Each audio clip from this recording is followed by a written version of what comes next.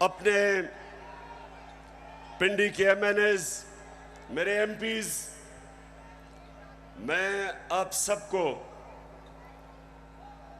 मुबारक देता हूं, खराज तहसीन पेश करता हूं कि आपने इतने थोड़े वक्त पे ये जलसे को ऑर्गेनाइज किया और माशाअल्लाह लियाकत बाग में इस तरह का जलसा, इस तरह की रौनक, मैं आप सबको, आपको भी, मेरी बहनों को भी, नौजवानों को भी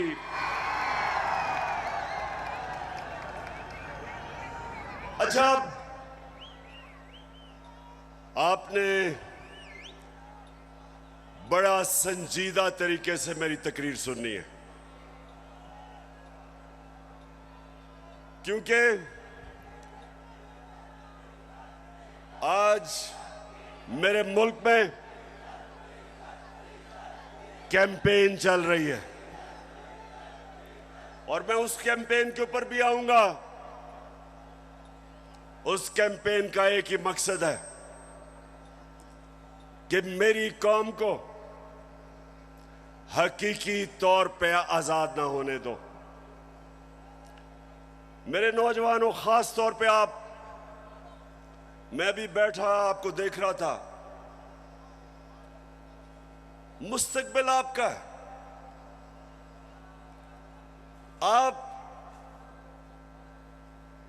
आपने ये फैसला करना है कि क्या हमने उस पाकिस्तान में बड़ा होना है जिसकी ख्वाब देखी थी इल्लामा इकबाल ने और जिसके लिए जदोजहद की थी कायद आजम ने, या वो पाकिस्तान जिधर कमजोर के लिए एक कानून, ताकतवर कानून से ऊपर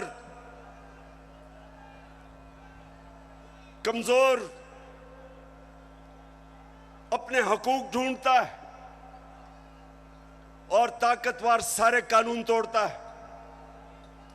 ये पाकिस्तान जिस तरफ जा रहा है, मेरे नबी सल्लल्लाहु अलैहि वसल्लम ने तकरीबन 1500 साल पहले कहा था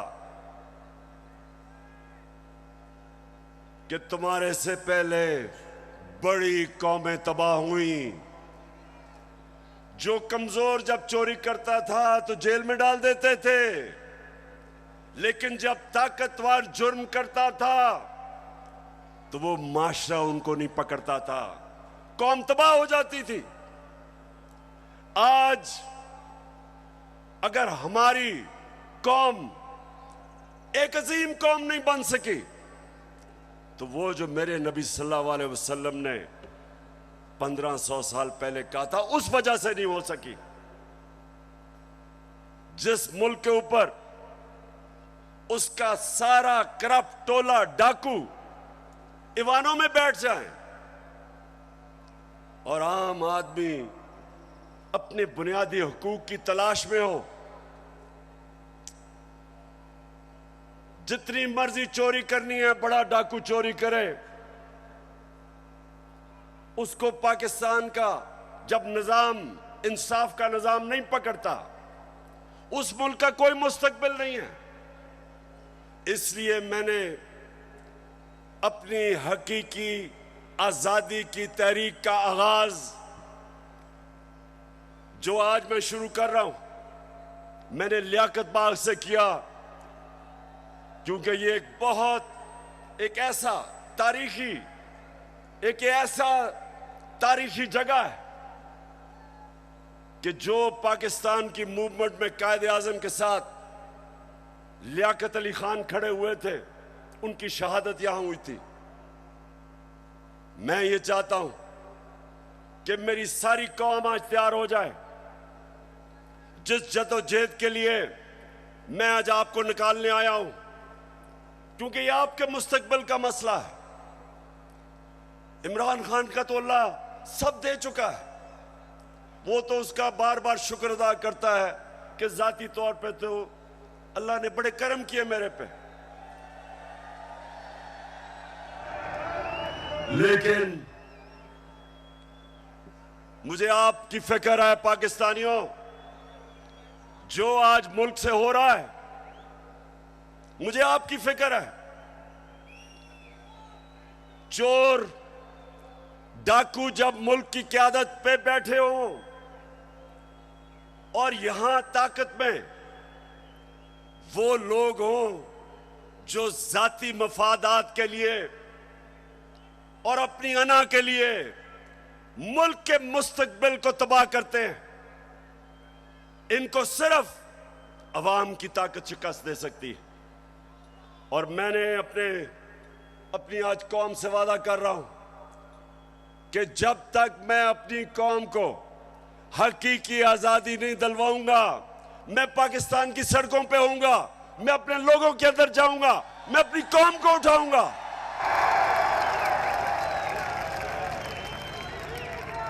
क्यों? नौजवानों सुनो, क्यों इमरान खान को हटाने की जरूरत पड़ी? क्यों बैरूनी साजिश, क्यों बैरूनी साजिश से इमरान खान को हटाया गया? जरा सुने, वजह क्या थी? क्या इमरान खान मुल्क के पैसे चोरी करके बाहर बड़े बड़े महल्लात खरीद रहा था? क्या ये मुल्क के पैसे मनी लॉन्ड्रिंग कर रहा था? क्या लोगों की जमीनें चोरी कर रहा था, कब्जे कर रहा था, फैक्ट्रियां बना रहा था? मैंने जितनी देर क़यादत की, इससे कम टाइम पे, जब नवाज शरीफ 1990 में आया था, 17 फैक्ट्रियां बना चुका था। 17 फैक्ट्रियां बना चुका था। मैं सिर्फ क्यों निकाला नवाज शरीफ को? क्यों निकाला? क्योंकि उसने चोरी की थी। लेकिन इमरान खान की रिजीम चेंज क्यों की गई? क्योंकि वो अमेरिका की नौकरी नहीं करना चाहता था। वो एक आजाद फॉरेन पॉलिसी बनाना चाहता था, जिसका मेरी बहनों और नौजवानों समझो आजाद फॉरेन पॉलिसी क्या होती है। वो फॉरेन पॉलिसी होती है जो अपने अवाम की बेहतरी के लिए होती है। जो फॉरेन पॉलिसी दूसरे मुल्कों के मफादात की हिफाजत करने के लिए होती है और अपने लोगों को दूसरों के लिए कुर्बान करने के लिए होती है, उस फॉरेन पॉलिसी के खिलाफ में आया था। मैं ये नहीं चाहता था कि अमेरिका की जंग में मेरी कौम जाए और 80,000 मेरे लोग उस जंग के अंदर कुर्बान हो अमेरिका के लिए। मैं नहीं चाहता था कि अगर आप अमेरिका अफगानिस्तान में यहां से हमारे ऊपर से कोई कार्रवाई करे, मैं नहीं चाहता था कि मेरा मुल्क मुलव्वस हो उसमें। क्योंकि मैं क्यों चाहूं कि अफगानिस्तान से हमारे ताल्लुकात खराब हो? मैं चाहता हूं कि मेरी फॉरेन पॉलिसी हो जो मेरे लोगों की बेहतरी में हो। अगर रूस से मुझे 30 या 40% कम कीमत पे तेल मिलता था और मैं अपने लोगों को सस्ती पेट्रोल और फजलुर रहमान दूं, तो मैं क्यों ना दूं? अगर हिंदुस्तान अमेरिका का स्ट्रेटेजिक एलाई, वो रूस से तेल खरीद सकता है और अपने लोगों को पेट्रोल और डीजल 25 रुपए लीटर कम दे सकता है, तो मैं क्यों ना दूं? अगर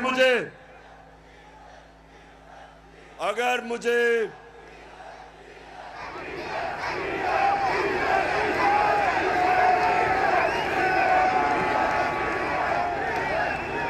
सुने नौजवानों, ये जरूरी है सुनना।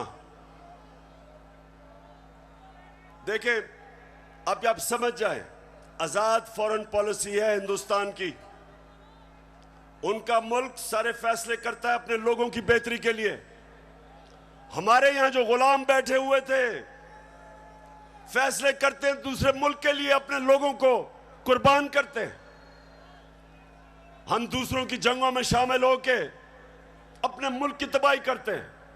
सबसे ज्यादा जो लोग बात नहीं करते, अमेरिका की जंग में जो कबायली इलाके के लोगों से जो जुल्म हुआ, जिस तरह सारा कबायली इलाका उजड़ा, 400 ड्रोन अटैक हुए, औरतें बच्चे मारे गए, उनकी जंग की वजह से 35 लाख कबायली इलाके के लोग नकल मकानी कर गए। कौन जिम्मेदार है? सिर्फ इसलिए कि यहां थोड़े साहिब इख्तिदार बैठे हुए थे जिनको थोड़े डॉलर मिलने थे, जिन्होंने थोड़े से डॉलरों के लिए अपने मुल्क को वो नुकसान पहुंचाया जो अभी भी कबायली इलाका नहीं उस नुकसान से बचा। दूसरी चीज, मैं हमेशा कहता था कि अफगानिस्तान में जो अमेरिका गया है, इसका कोई मिलिट्री हल नहीं है, डायलॉग से मसला हल होगा। और यह पसंद नहीं था उनको। और आखिर में मैंने, जब वो अमेरिका वहां से गया, तो उनके भी लोगों ने कहा कि जो मैं कहता था ठीक, लेकिन उनको पसंद नहीं है। उनको आदत पड़ी हुई थी शहबाज शरीफ जैसे गुलामों की और नवाज शरीफ जो सदर ओबामा के सामने पर्ची पढ़ के थैंक यू कहता था।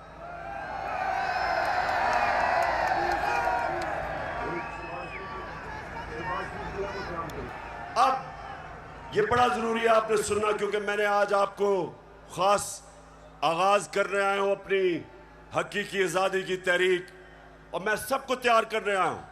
तो सुनना आपने मेरी बात कि पहले तो हटाया क्यों, फिर इनको तकलीफ क्या हुई बाहर वाले मुल्कों को।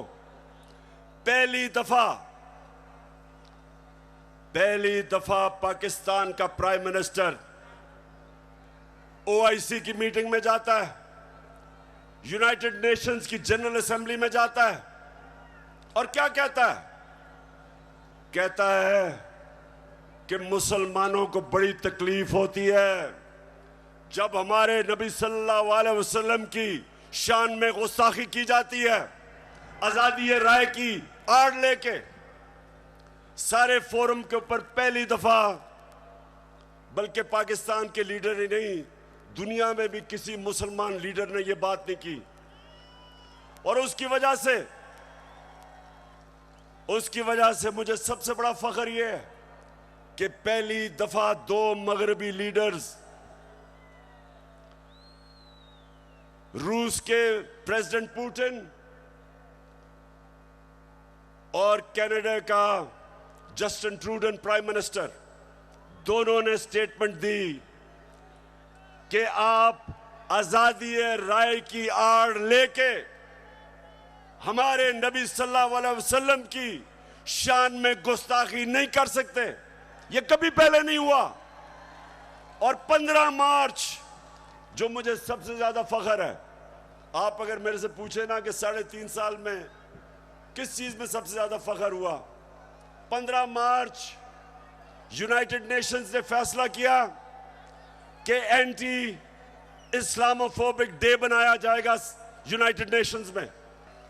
तो मेरे पाकिस्तानियों, ये वो लोग जो आदी हुए थे, वो तिफल क्या गिरेगा जो घुटनों के बल चले, इनके आदी हुए थे, उनको पसंद नहीं आया। ये पूरा साजिश हुई। डोनाल्ड लू ने धमकी दी, साजिश पहले से हुई थी, और इन्होंने तब वो गवर्नमेंट गिराई जो उस वक्त 17 साल के बाद सबसे बेहतर माशी तरक्की कर रही थी। 17 साल के बाद आखिरी 2 साल में 5.6% और 6% पाकिस्तान इकोनॉमिकली हमारी ग्रोथ रेट थी, हमारी दौलत में इजाफा था। उस गवर्नमेंट को गिराया जिसकी रिकॉर्ड एक्सपोर्ट्स थी, रिकॉर्ड टैक्स कलेक्शन, बैरून मुल्क पाकिस्तानियों ने रिकॉर्ड रेमिटेंसेस भेजी, उस गवर्नमेंट को इन्होंने गिराया। किसानों के लिए बेहतरीन जो हमने पैकेजेस दिए, रिकॉर्ड फसलें हुई, उस गवर्नमेंट को इन्होंने गिराया। और उन्होंने गिराया इसलिए कि इनको इमरान खान नहीं चाहिए था, इनको चेरी ब्लॉसम चाहिए था। अब देखो, ये जरा देखें। होके आया हूँ मैं, यूएई के होके, अभी मैं तुर्की होके आया हूँ, और मैंने उन भाइयों को कहा कि आप हमारे बड़े अजीम भाई हैं, हमेशा आपने हमारी मदद की। और मैंने यही कहा, जब मैं आया हूँ तो आप समझेंगे शायद ये मांगने आया है। मैं मांगने नहीं आया, लेकिन मजबूरी है। हमारा जिस तरह माजी में 75 साल में आपने हमारा हाथ बटाया है, कुछ अर्सा आप हाथ बटा। मैंने कहा मैं वादा करता हूं कि इंशाअल्लाह हम पूरी कौम हम मिलकर दिन रात, हमेशा आपने हमारी मदद की। और मैंने यही कहा, जब मैं आया हूं तो आप समझेंगे शायद ये मांगने आया है। मैं मांगने नहीं आया, लेकिन मजबूरी है।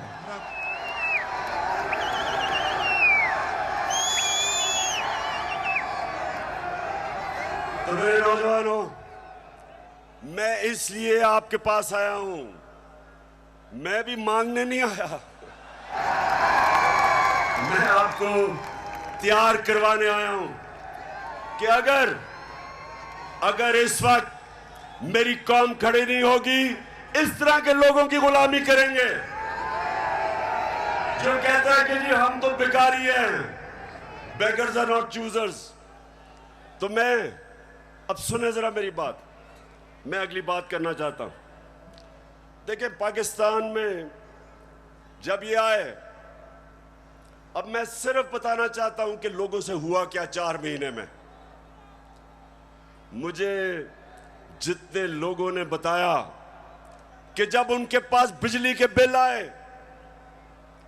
कौम के ऊपर गुजरी क्या, कि किस तरह उनको समझ नहीं आ रही, आम सफेद पोश लोगों को, कि बिजली के बिल दें, बच्चों की फीस दें, खाना दें। बिजली जो हमारे जमाने में 18 रुपए यूनिट था, मैंने 5 रुपए यूनिट सब्सिडी दिलवाई कि कम करो, वो आज 36 रुपए यूनिट है, दुगनी हो चुकी है। आज हमारी इंडस्ट्री जो सबसे तेजी से लार्ज स्केल मैन्युफैक्चरिंग तेजी से जो बढ़ रही थी, दौलत में इजाफा हो रहा था, सारे बर्रे सगीर में सबसे ज्यादा रोजगार पाकिस्तान में था वर्ल्ड बैंक के मुताबिक। तो इन्होंने जो महंगाई की है, बिजली की कीमतें बढ़ाई हैं, पेट्रोल और फजलुर रहमान की जो कीमत बढ़ाई है, उससे आप समझते कि कितना नुकसान हुआ है इंडस्ट्री, हमारी इंडस्ट्री को नुकसान, बेरोजगारी बढ़ रही है। हमारा तो यहां नौजवान आबादी है, अगर हम रोजगार नहीं देंगे ये लोग किधर जाएंगे? कितने लोग मुल्क से बाहर जा सकते हैं?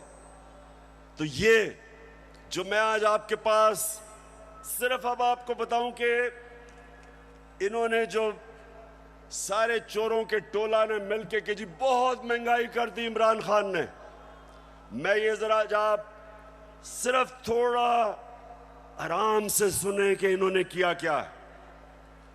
पहले मैं आता हूं ताकि आपको पता है हमने हमजा कुकड़ी को शिकस्त दी,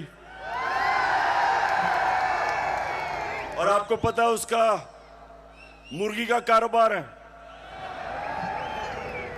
तो जब हम आए थे, मुर्गी का गोश्त केजी जो बिक रहा था, ये हमारे दौर में साल पहले 160 रुपए केजी, आज पहुंच गया 270 रुपए केजी। पेट्रोल एक साल पहले 120 रुपए लीटर, आज पहुंच गया 234 रुपए लीटर। प्याज मैं इसलिए कह रहा हूं क्योंकि आम आदमी प्याज खाता है। साल पहले 44 रुपए, आज 86 रुपए, 86 रुपए केजी एक साल के अंदर। अंडे दर्जन हमारे जमाने में 155 रुपए, आज 211 रुपए। चावल साल पहले 95 रुपए, आज 121 रुपए। दाल माश आम आदमी खाता है, साल पहले 240 रुपए, आज 366 रुपए। चक्की का आटा साल पहले 70 रुपए केजी और आज 105 रुपए केजी। ये खाने पीने की आम आदमी की मैं चीजें बता रहा हूं, मैं पैसे वालों का हालात नहीं बता रहा, मैं अपने आम पाकिस्तानियों का बता रहा हूं। मसरूर की दाल साल पहले 157 रुपए केजी और आज 330 रुपए केजी। ये सुनते रहे, ये महंगाई कम करने आए थे। घी साल पहले 850 रुपए, आज 1420 रुपए। और जरा तीन चीजें सुन लें। देखें हमारे ऊपर कर्जे चढ़े हुए हैं। अब जरा सुने, जरा मैं चाहता हूं नौजवानों आप सुने, क्योंकि आपका मुस्तकबिल है। हमारे ऊपर कर्जे चढ़े हुए थे, कर्जे कैसे उतारने हैं? दौलत में इजाफा करके कर्जे उतरते हैं। आपकी जब फैक्ट्रियां चलती हैं, बाहर से सरमायाकारी होती है, आपकी किसानों की पैदावार बढ़ती है, दौलत में इजाफा होता है, उससे आप अपने कर्जे वापस करते हैं। मसलन मैंने दुकान के लिए कर्जा लिया, मैंने दुकान बना ली, अब मैंने कर्जा ले लिया। अब जब जैसे जैसे मेरी ज्यादा सेल होगी, मेरी दौलत में इजाफा होगा, मैं कर्जे वापस करूंगा। अब जब से ये आया, क्या हो रहा है? बजाय दौलत में इजाफा होने के फैक्ट्रियां बंद हो रही हैं। इन्होंने बिजली की कीमत उधर पहुंचा दी और गैस की। फैक्ट्रियां मुकाबला नहीं कर सकती हिंदुस्तान का, एक्सपोर्ट्स गिर रही हैं। एक्सपोर्ट्स हमारे जिस महीने हम छोड़ के गए थे, एक्सपोर्ट्स 3.1 अरब डॉलर था, आज एक्सपोर्ट्स इस महीने 2.2 अरब डॉलर, जो 3.1 अरब डॉलर से एक्सपोर्ट नीचे आ गई 2.2 अरब डॉलर पे। रिमिटेंस जो बैरून मुल्क पाकिस्तानी पैसा भेजते हैं, हमारे आखिरी महीने में 3.1 अरब डॉलर, वो नीचे आके 2.5 अरब डॉलर पे आ गई। मतलब कि दौलत में इजाफा नहीं हो रहा, कर्जे बढ़ते जा रहे हैं। इनके पास हल क्या है? आर्मी चीफ से टेलीफोन करवा रहे हैं सऊदी अरेबिया को कि जी पैसे दे दो, क्योंकि इनको तो सारे समझते हैं कि चोर है ये, इनको तो पैसे कोई नहीं देता। तो आर्मी चीफ अमेरिका को कभी टेलीफोन कर रहा है, कभी यूएई को कर रहा है, कभी सऊदी को कि जी पैसे दे दो। तो इससे क्या होगा? वो तो कर्जे देंगे, कर्जे बढ़ते जा रहे हैं, कर्जे वापस कैसे कर रहे हैं? दौलत में तो इजाफा नहीं हो रहा। और इसलिए मेरे पाकिस्तानियों, इसलिए मैं इनको कहता हूं कि एक ही तरीका है इस मुल्क को इस दलदल में जो घुसा रहे हैं निकालने का, और वो है साफ और शफाफ इलेक्शन। एक ही रास्ता है। लेकिन ये सारे खौफजदा हैं। इन्होंने जब हुकूमत गिराई, नौजवानों सुनो, हुकूमत जब गिरवाई, इनका ख्याल था पार्टी का जनाजा निकल गया। उसके बाद जब पब्लिक सड़कों पे आ गई, इन्होंने 25 मई को हमारे ऊपर जुल्म किया दहशत फैलाने के लिए। उसके बाद 17 जुलाई को बाई इलेक्शन हुआ पंजाब का, हमजा कुकड़ी फारग हो गया, हम जीत गए। तो जब 17 जुलाई धांधली के बावजूद ये जो इन्होंने चीफ इलेक्शन कमिश्नर बैठाया हुआ है, इसने पूरी खिदमत की मरियम की और हमजा की, पूरी कोशिश की, धांधली की, इंतजामिया इनके साथ, पुलिस इनके साथ। उसके बावजूद पाकिस्तानी कौम, पंजाब के लोग इतनी तादाद में निकले कि इलेक्शन हार गए, धांधली के बावजूद। उसके बाद इनको और खौफ आ गया। उसके बाद इन्होंने एक और प्लान लेके आए। इन्होंने कहा अगर हम अब इलेक्शन करवाएंगे तो ये तो 2/3 अक्सरियत ले जाएगी तहरीक इंसाफ। डर गए, खौफजदा हो गए। फिर इन्होंने एक और प्लान बनाया, और प्लान बनाया कि तहरीक इंसाफ को क्रश करो। पाकिस्तान की जो सबसे बड़ी पार्टी, किसी ना किसी तरह इसको क्रश कर इलेक्शन तब तक ना कराओ जब तक पार्टी क्रश ना हो। और मैं बार बार आइन और कानून के बीच में रहता रहा। 25 मई को जो इन्होंने जुल्म किया, उसके बावजूद अगर मैं उस दिन डी चौक में, अगर मैं उस दिन वहां से अपना धरना खत्म ना करता, मुझे पता था कि शाम को खून होना है। मुझे पता है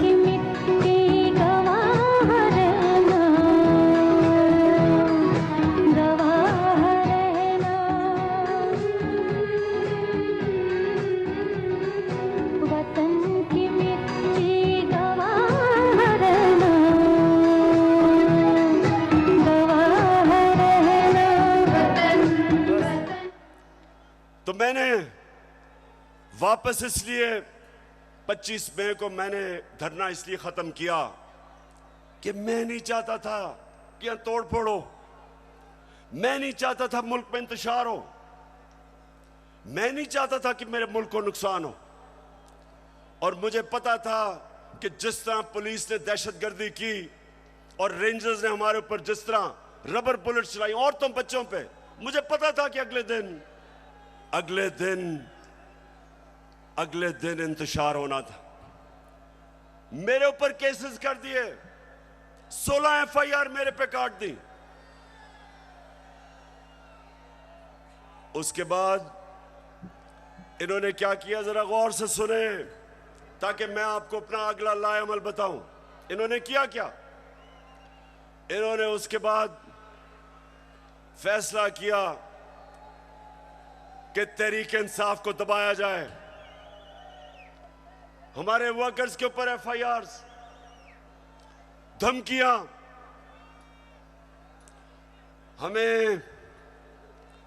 हमें यह कहा गया कि जनाब अगर आप किसी किस्म का, अगर आपने किसी किस्म का कानून तोड़ा तो सारा स्टेट की ताकत आपके ऊपर आ जाएगी। एक बहुत बड़ा इस्लामाबाद में तब्दीली भी हुई। एक मिस्टर एक्स उधर लाहौर में और एक मिस्टर वाई को इस्लामाबाद लाया गया हमें सीधा करने के लिए। देखें, मैं अब आता हूं जिस चीज के ऊपर मुझे सबसे ज्यादा तकलीफ है। इन्होंने शहबाज गिल को पकड़ा, अगवा किया, उसको पकड़ के अंदर ले गए, नंगा करके उसको मारा।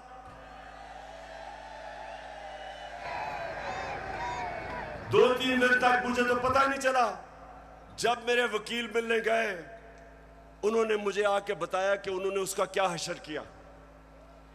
अब शहबाज गिल, जरा मैं सारे पाकिस्तानियों का था, जरा गौर से मेरी बात सुने। वो एक प्रोफेसर है, वो अमेरिका में कॉलेज में पढ़ाता है। वो अपने मुल्क के लिए आया कि यहां वो भी एक नए पाकिस्तान के लिए जद्दोजहद करेगा। उसका कितना बड़ा जुर्म था, कितना बड़ा जुर्म था कि पहले उसको उठा के उसकी गाड़ी का शीशा तोड़ा, उसको उठा के ले गए, उसके ड्राइवर की बीवी को उठा लिया, 10 महीने की बेटी उसको ले गए और उसको नंगा करके इन्होंने उसको मारा, उसकी तस्वीरें बनाई। जब वो ज़हनी तौर पे जब वो डिस्टर्ब हुआ तो उसकी तस्वीरें बनाई।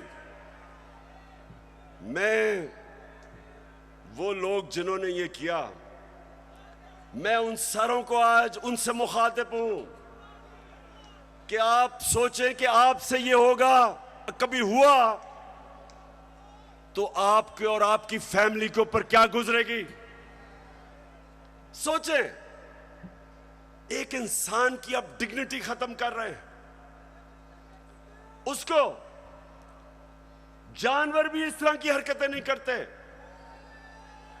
अल्लाह कुरान में कहता है कि मैंने इंसान को वो सलाहियत दी है कि फरिश्तों से भी ऊपर बना दिया, लेकिन साथ वो ये भी कहता है कि जब इंसान गिरता है वो जानवरों से भी नीचे चला जाता है।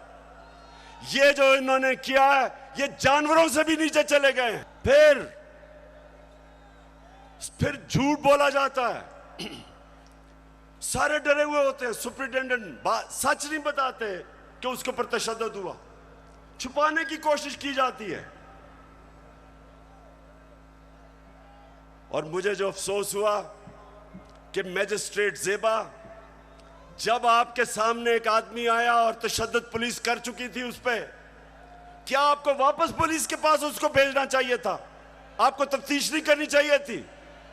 ये आपको इंसाफ का तकाजा था कि जब एक आपको नजर आ रहा था कि वो बिल्कुल टूट चुका था, जो उन्होंने उसे जुल्म किया था, उसके बावजूद वापस भेज दिया पुलिस के पास, और फिर कहते हैं जी किसी को तौहीन हो गई।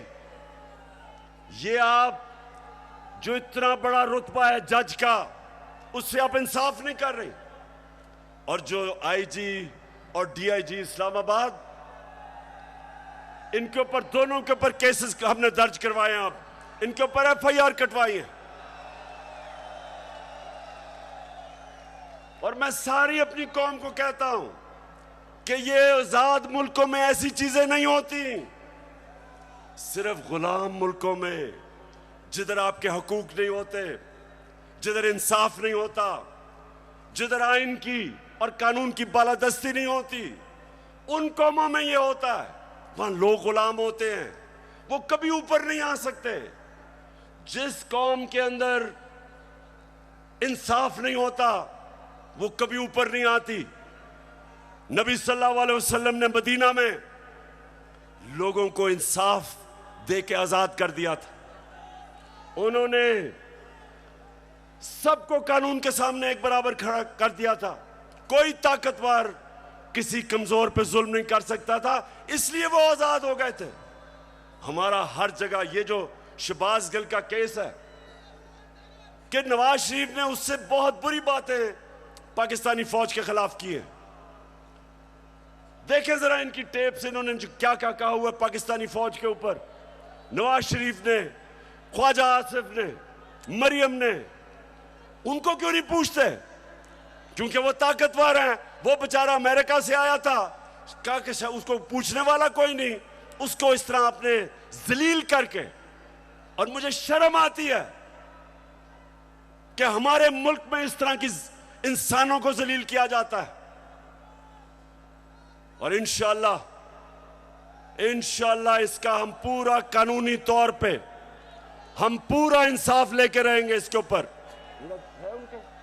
बाजवा साहब, आपने हमारी अच्छी भली चलती हुकूमत को रुखसत करवाया, जजों से जोर जबरदस्ती से फैसले आपने लिखवाए। जनरल बाजवा साहब, आपको 2018 इलेक्शन में अवाम के मैंडेट की चोरी का हिसाब देना है। हाँ, नवाज शरीफ ने ये जरूर किया कि उसने किरदारों और इदारों के दरमियान एक वाज़ेह लकीर खींच दी है। एक या दो अफराद इदारा नहीं हुआ करते, एक या दो अफराद इदारों की बदनामी का बायस बना करते हैं।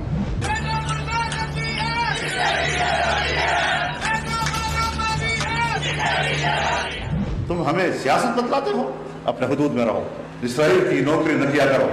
इसराइल के वजीफों पर पलने वाले जर्नलों, अपने हुदूद में रहो। बड़े बड़े रैंकों वालों से भी अपने आप को मुहतरम समझता हूँ। तो सीधे हो जाओ, और अगर बिगड़ोगे तो फिर अगर हम बिगड़ गए तो अफगानिस्तान में अमेरिका का क्या हश्र हुआ, खुदा की कसम यहाँ तुम्हारा वही हश्र होगा। और अभिनंदन की क्या बात करते हैं। मुझे याद है चीफ ऑफ आर्मी स्टाफ तशरीफ लाए, पैर कांप रहे थे, पसीने माथे पे थे।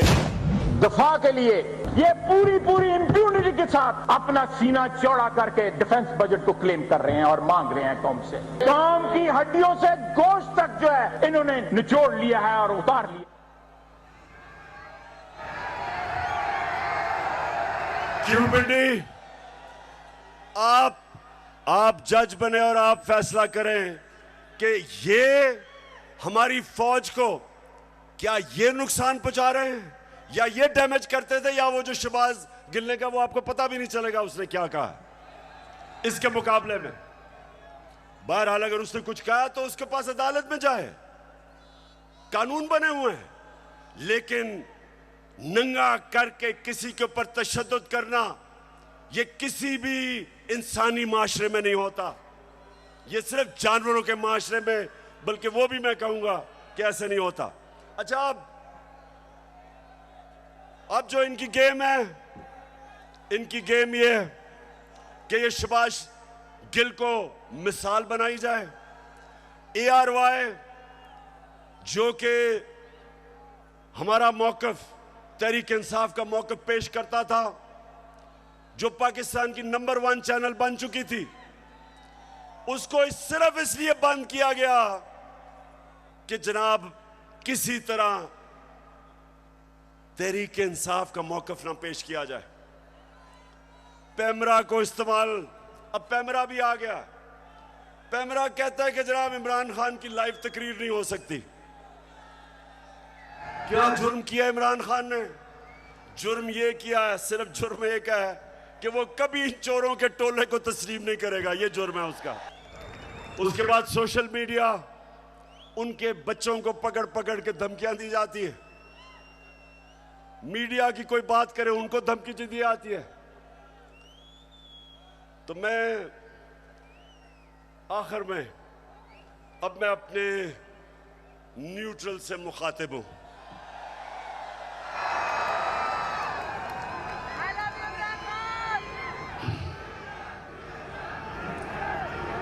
मैं सबसे पहले आपको यह बताना चाहता हूं, वो वाले जो 4 लोगों की स्टेटमेंट है ना, अब जरा सुने गौर से, क्योंकि मैं अपने न्यूट्रल से मुखातिब हूं। मैं अब जरा उनको बताना चाहता हूं हमारे से हुआ क्या। जब 25 मई को हमारे ऊपर पुलिस ने तशद्दुद किया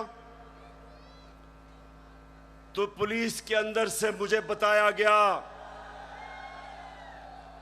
पुलिस के अंदर से मुझे बताया गया कि जनाब ये पीछे से हमें हुक्म था, यानी कि न्यूट्रल्स का प्रेशर था कि इनको फेंटा लगाओ। जरा सुनते जाए, मैं इस मुल्क के अंदर मेरा जीना मरना है, मैं कोई बाहर नहीं भागूंगा, मेरी कोई बाहर जगह नहीं है, मेरा जीना मरना यहां है। और शायद बाकियों से ज्यादा मुझे इस मुल्क की फिक्र है। तो मुझे ये कहा गया कि ना जनाब हमारे पीछे से प्रेशर है। फिर ये जो चीफ इलेक्शन कमीशन हर फैसला हमारे खिलाफ दे रहा है, पूरा ये जो मुझे डिस्क्वालीफाई करने की कोशिश है, अंदर से पैगाम आता है कि जी मैं तो वो तो कुछ नहीं कर रहा, पीछे से प्रेशर है बूट का। फिर सुनते जाएं, हमें ये जो ऑपोजिशन है, ये जरा मैं चाहता हूं सुने कि बदनाम कौन कर रहा है हमारी फौज को। ये अभी ये जो पुलिस वाला जो हुआ शहबाज गिल से, हमने पुलिस से पूछा तुमने तशद्दुद, हमें तो पता ही नहीं जी, पीछे से हुआ है कुछ, वो भी आपकी तरफ कह रहे हैं। तो जो भी हो रहा है आज पाकिस्तान में, जो गलत काम होता है, आपका नाम लग जाता है। अब जरा ये सुने कि ये जो आपके इस वक्त खैर ख्वाह बैठे हुए गवर्नमेंट में, ये क्या कहते हैं? जिनकी वजह से होता है, जिनकी मदद से होता है, हम उनकी मदद नहीं लेना चाहते और हम चाहते हैं कि अगली हुकूमत का फैसला पाकिस्तान की आवाम करे। तहरीक अदम एतमाद सौदे के बगैर मुमकिन नहीं होती। यहाँ पर अदम एतमाद का जो निज़ाम है इस्टेब्लिश के बगैर मुमकिन नहीं है। कोई डील करके इक़्तिदार नहीं चाहते। पाकिस्तान में तहरीक अदम एतमाद उस सूरत में अमूमन कामयाब होती है जब इस्टेब्लिशमेंट आपकी पुष्ट पे हो। इस्टेब्लिशमेंट करती है, वो डील का नतीजा होता है। जब भी अदम एतमाद से होते हैं तो यकीनन डील करती है। इस्टेब्लिशमेंट के बगैर अदम एतमाद की तहरीक को कामयाब नहीं किया जा सकता, क्योंकि इस्टेब्लिशमेंट भी एक तीसरी कुव्वत के तौर पे या चौथी कुव्वत के तौर पे पार्लियामेंट में यानी मुकर्रम खुद जो है मौजूद है।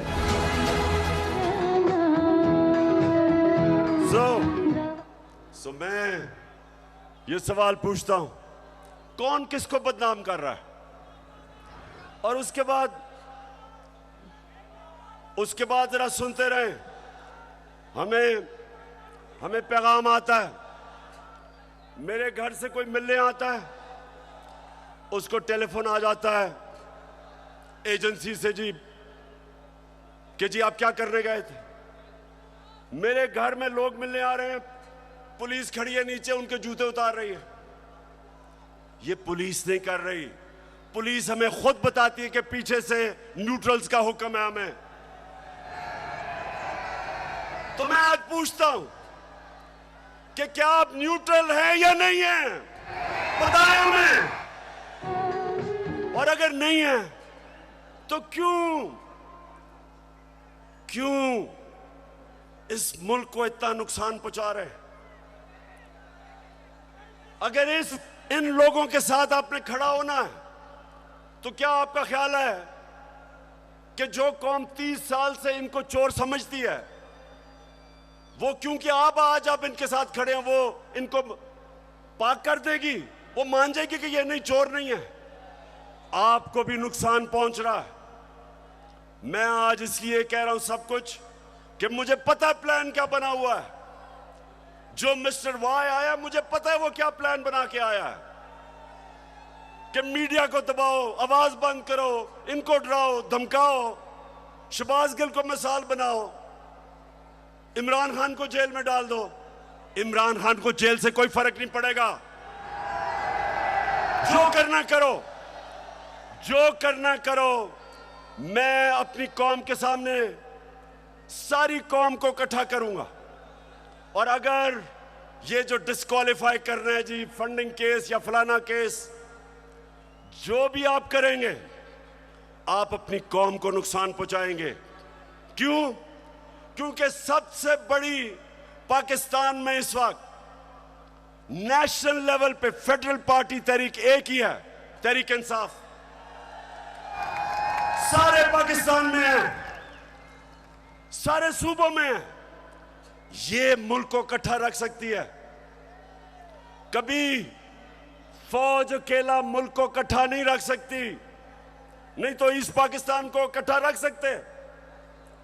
पॉलिटिकल पार्टी जो सारे मुल्क में इंसानों को इकट्ठा करती है, वो मुल्क को मजबूत रखती है। उस पार्टी को कमजोर करने का मतलब पाकिस्तान को कमजोर करना है। और अगर आप इसी पार्टी को दीवार से लगा देंगे, जो आप इस वक्त प्लान बना हुआ है, मैं आपको यकीन दिला रहा हूं कि यहां श्रीलंका वाला हाल होने वाला है। अभी तो हम आइन और कानून के बीच में चल रहे हैं, लेकिन जब एक पॉलिटिकल पार्टी हट जाएगी रास्ते से, तो जो हालात है पाकिस्तान में, कौन रोकेगा पब्लिक को? 22 करोड़ लोग हैं। श्रीलंका तो 2 करोड़ से थोड़ी सी ज्यादा उनकी पूरी आवाम है। यहां तो 22 करोड़ पाकिस्तानी है। जो हालात है, अगर इसमें आप पॉलिटिकल पार्टी को खत्म करके इन चोरों को ऊपर मुसल्लत करेंगे, नुकसान तो मुल्क है। और मैं इसलिए आखिर में कहता हूं कि इस मुल्क के पास सिर्फ एक रास्ता है, और वो रास्ता है साफ और शफाफ इलेक्शंस का। ये जो बाकी तरीके इख्तियार किए जा रहे हैं, एक वो सेटअप, एक जिनके पास पब्लिक में निकल नहीं सकते, जलसा वो नहीं कर सकते, उन लोगों को अगर, और 30 साल से जो चोरी कर रहे हैं, अगर आप समझते हैं कि ये कौम उनको एक्सेप्ट कर जाएगी, कौम भी नहीं एक्सेप्ट करेगी, कोई भी इन्हें एक्सेप्ट नहीं करेगा, ना बाहर इनकी क्रेडिबिलिटी, ना पाकिस्तान में, और आगे हमारे मुल्क के हालात बिगड़ते जाएंगे। ये कर्जे लेके और समझना कि जी मुल्क चलना शुरू हो गया है क्योंकि कई मुल्कों ने कर्जे दिए, ये कैंसर का इलाज डिस्प्रिन से हो रहा है। कर्जे बढ़ते जा रहे हैं, कर्जे का बोझ बढ़ता जा रहा है। ये इस तरह मुल्क नहीं चलेगा जब तक पॉलिटिकल स्टेबिलिटी नहीं आएगी, माशी हालात ठीक नहीं होंगे। तो मैं आखिर में अपनी तकरीर खत्म करने से पहले बलूचिस्तान के लोग, सिंध के लोग और राजनपुर और डेरा गाजी खान जिधर सैलाब आए हुए हैं उधर के लोगों के लिए एक तो हम दुआ भी करते हैं, और मैं सारी गवर्नमेंट्स को, पंजाब की गवर्नमेंट को कह रहा हूं कि पूरी तरह मदद करें हमारे इलाकों में। केपी की गवर्नमेंट को कहूंगा कि जो भी हम कर सकें बलूचिस्तान में करें, और जो भी हालात हैं मैं चाहूंगा कि जो हमारे लोग बड़े खुल के ऐसे मौके पे मोबिलाइज होते हैं, इन लोगों की मदद करें, क्योंकि लोग इस वक्त सैलाब की वजह से बहुत मुश्किल में। और आखिर में मैं ये भी मुबारक देना चाहता हूं सबको कि अभी जो कराची में बाय इलेक्शन है, तहरीक इंसाफ जीत गई है। पाकिस्तान जिंदाबाद।